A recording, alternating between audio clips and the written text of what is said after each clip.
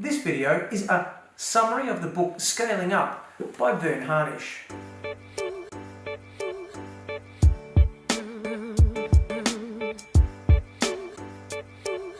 In this video, I'm going to talk about the subjects it covers and the key takeaways. I'm going to talk about who the book is intended for, what problems the book solves and how it solves them, and how you can use the book to further your business. Scaling Up is Mastering the Rockefeller Habits 2.0. Mastering the Rockefeller Habits 1.0, the first book, was written by Verne Harnish and released back in 2002 as a simple framework and a set of tools that you can use to scale up your business. Verne has founded a global organisation called the Entrepreneurs Organisation, which today has over 11,000 members worldwide, and also is a founder of an executive education class at MIT called the Birthing of Giants, and then later the Entrepreneurial Masters program, which he still teaches today. I wouldn't really recommend that you begin reading the Rockefeller Habits and then moving to Scaling Up. Scaling Up is a larger and more dense book, and effectively it's saying everything that Gazelles learned in the 12 subsequent years from when Rockefeller Habits was released in 2002 until Scaling Up was released in 2014. I want to take you through 3 key questions now. Who is the book for? What problem does it solve, and how does it solve that problem? Who is this book for? This book is for entrepreneurs, CEOs, and members of leadership teams with a growing business who want ideas and tools that they can take away and action immediately. This is not a book that will leave you asking, well, how do I do this stuff? It is jam-packed full of simple, practical, and actionable ideas that you can take away and implement immediately into your business. What problem does this book solve? Well, this book solves a problem of complexity in growth organisations. With a micro business of only 2 people, there are only 2 levels of communication, from one person to the other and the other person to the first person.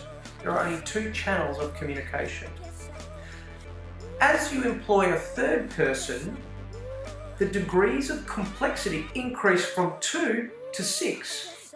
And then with 4 people, it quadruples to 24. The complexity increases significantly. Expanding the size of the team to 3 or 4 people only increases the size of the team by 33%, but it increases the complexity of the team by 400%, and it just keeps growing exponentially. This increasing complexity as you scale creates 3 main barriers to scaling a venture. First, leadership. Leadership, the inability to grow enough leaders throughout the organisation who can delegate and predict. Second is a scalable infrastructure. The lack of systems and structures to handle increasing complexity in communication and decisions. And then third is market dynamics. The competitive pressures that build and erode margins as you scale the business. How does this book solve this problem of complexity and the barriers to growth? The tools in this book will help you focus on 3 deliverables.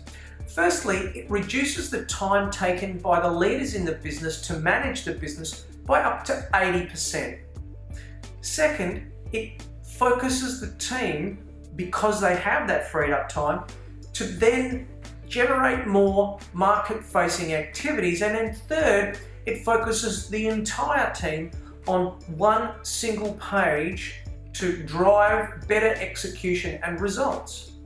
To achieve these 3 deliverables, there are a set of 4 fundamentals that you must master. First is people. In people, the aim is to develop a set of core values that drive all relationship systems and relationship decision making. The core values are alive and not aspirational, and they're driving the right decisions. Second is strategy.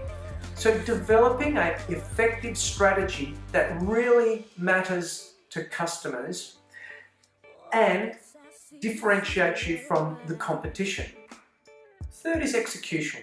Setting a handful of priorities, establishing quantitative and qualitative data to guide the decision making, and establish an effective daily, weekly, monthly, quarterly and annual meeting rhythm to drive the right results and execution and to pulse faster.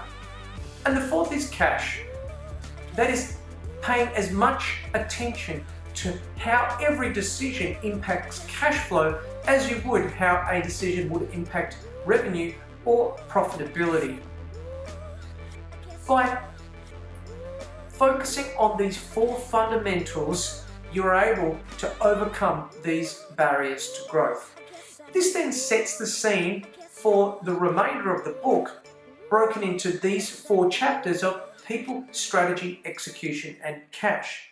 Let's take a look at each of these chapters in a little bit of detail. First of all is people.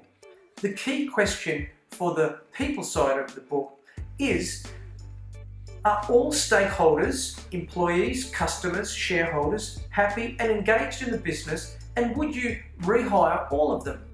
But really what we're asking is, would you employ everyone, and are you happy with everyone, and would you enthusiastically rehire them knowing what you know today?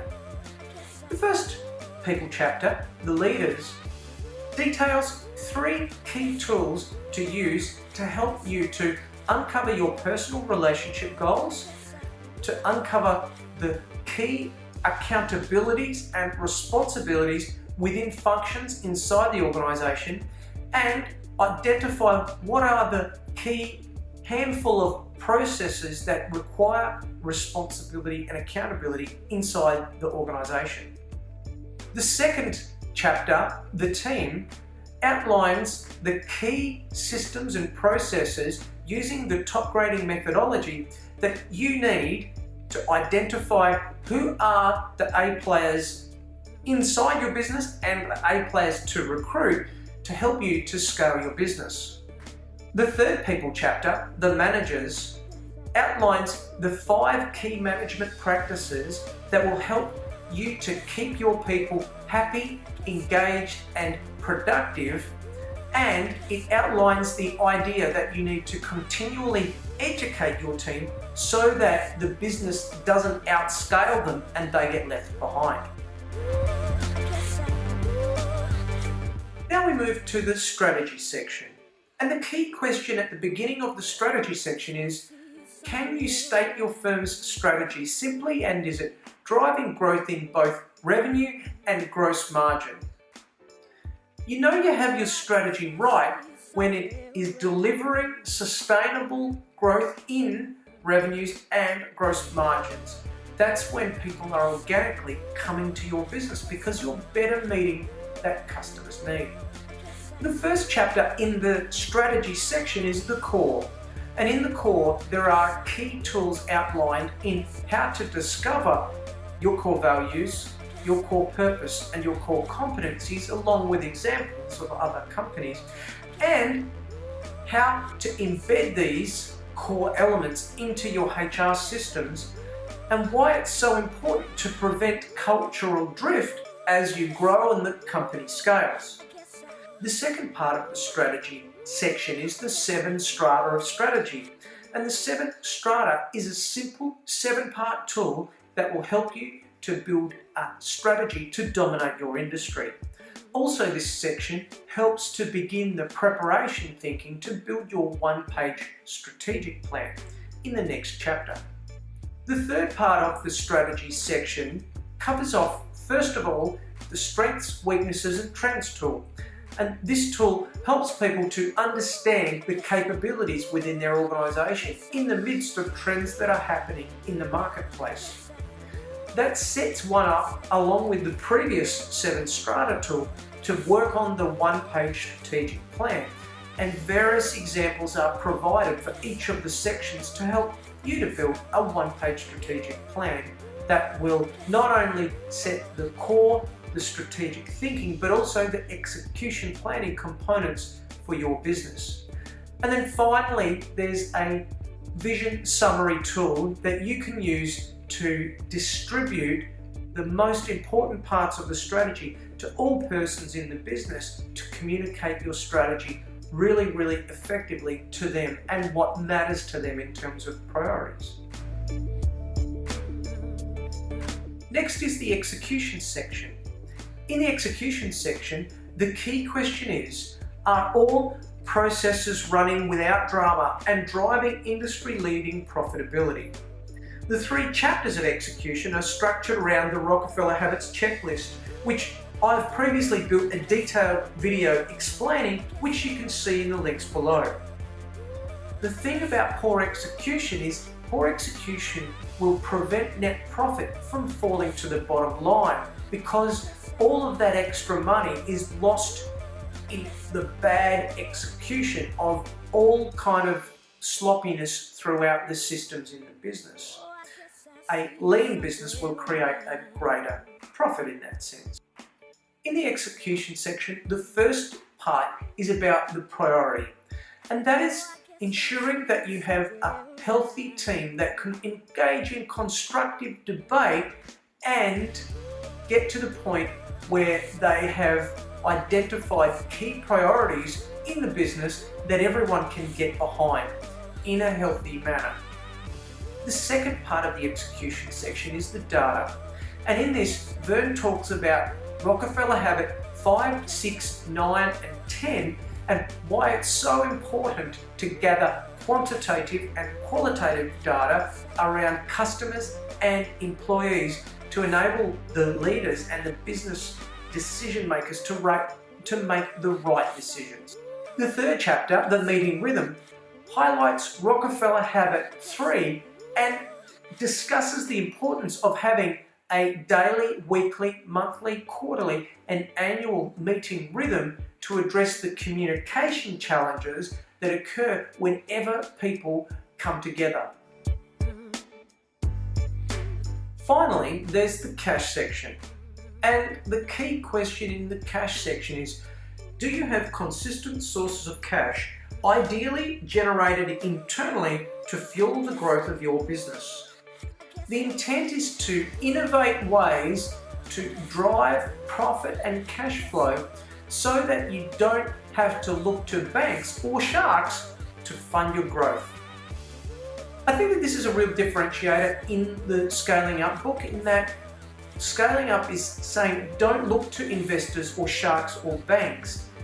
Use innovative ways to try to internally fund your business, because we know so much about the investor model through the startup community. It seems that the primary activities that startups are taking are trying to identify investors and then trying to pitch to investors as if that really matters.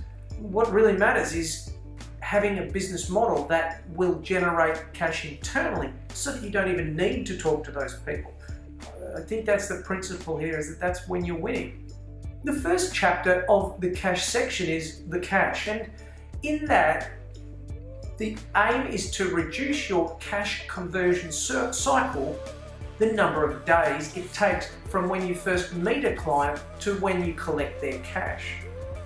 The second part of the cash section is the accounting, and in the accounting section, the focus is on understanding the productivity gains that you can make within the numbers that you already have and how you can use this to drive better decision making and better profitability within the business. The third chapter, the Power of One, explains how it's possible for a growing business to grow broke. And it explains the 7 levers that you can use to control this and to scale up cash. That is an overview of the Scaling Up book. And remember that there is a predictable evolution and revolution as you grow a business, and that there are barriers to scaling up that you've got to understand and overcome using these 4 key fundamentals.